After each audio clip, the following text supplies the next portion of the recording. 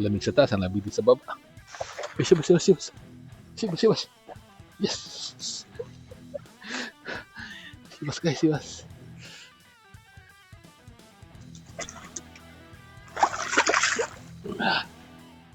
Ma-fish on ko na ba? Ako si Erwin, isang OFW dito sa Japan. Para labanan ang homesickness at stress, natagpuan ko ang mundo ng lure fishing. Ngayon, may isa akong malaking misyon.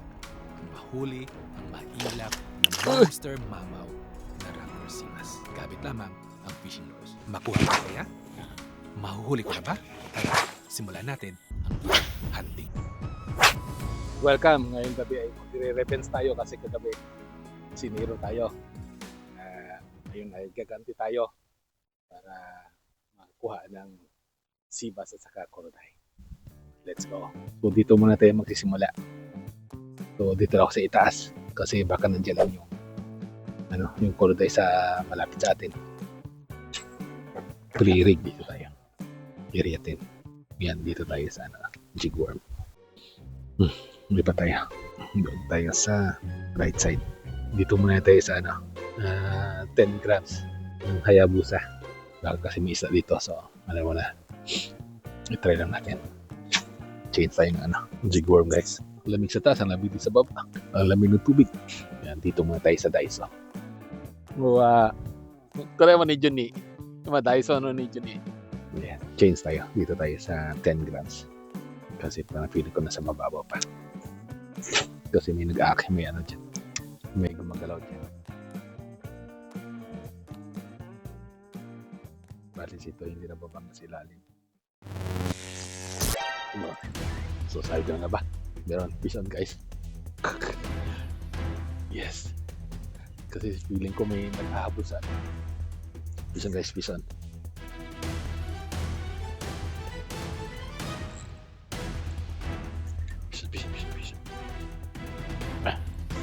Pisan. Ano ka na? Huwag ka nang lumaban. Ay, pisan. Ay, sibas. Yes! Sibas guys, sibas. Yes. Yakata! Yes!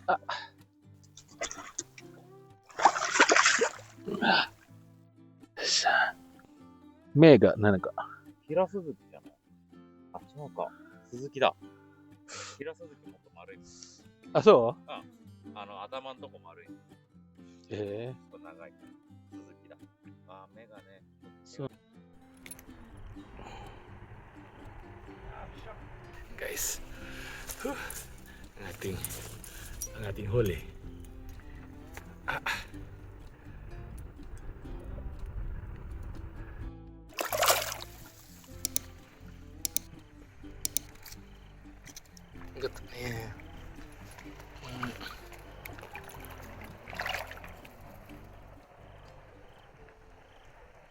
Yan, itry ulit natin guys ang ating hit lure. Kajiki na 10 grams pink ulit. So dito lang sa siya. Sa mababaw lang. Yung tinatayuan namin. Nag-try ako ng Dyson na 22 grams. Mabigat. Nasa buko. Kaya nag-change ako ng Kajiki na 10 grams. Tapos may tumatalon-talon ng mga pana. Malapit lang.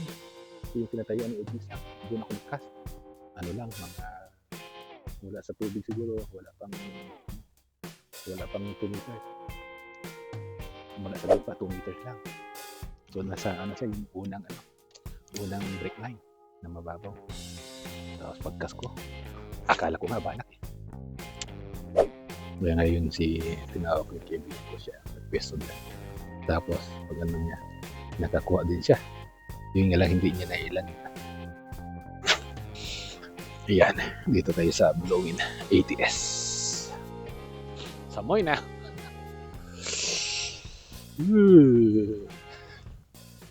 Ayan, dito tayo sa Sikik Pinsel. Dito naman tayo sa bag. Itabi natin yung malayo guys. Mag-change tayo ng standing position guys. Dito naman tayo guys. So ngayon guys malamig na autumn na.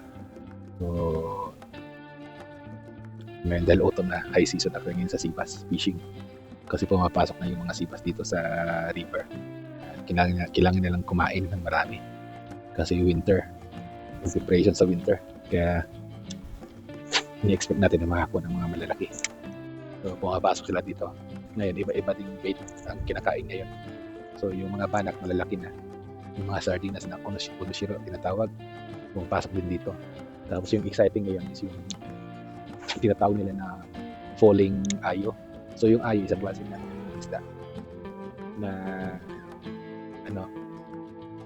galing sa dagat, punta ng ilog, doon malalaki, tapos manganganak. Tapos falling ayo na siya kasi mamamatay na siya. Pag panganak niya sa river, malaki na yung katawan niya. Magmi-mate siya, tapos mamamatay na siya, maanod na siya. O kaya falling ayo ang tawag. Parang auto din na lumalagas. So, yun naman ay siya. So, yun naman, kailangan malaki yung lure mo.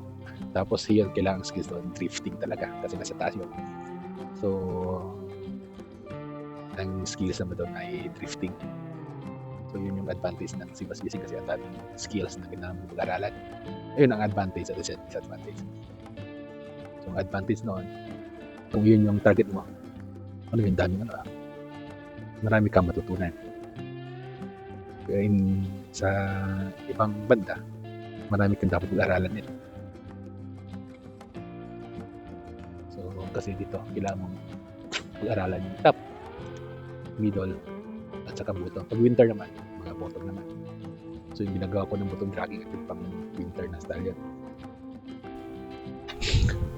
Ayan, dito tayo sa vibration. Mag-lift po lang tayo kasi nilalamig na quest.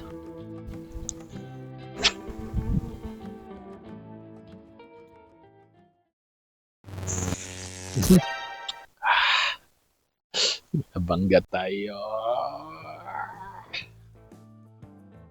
Kasi nawala ang na-distract ako sa tumingin ako doon sa angler sa tulay. Kaya bottom dragging tayo guys.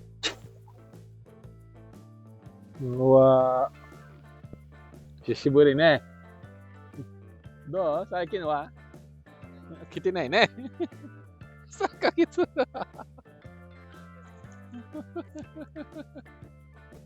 Dumating yung isa kong kaibigan pa na 3 months na siyang hindi nag-fishing.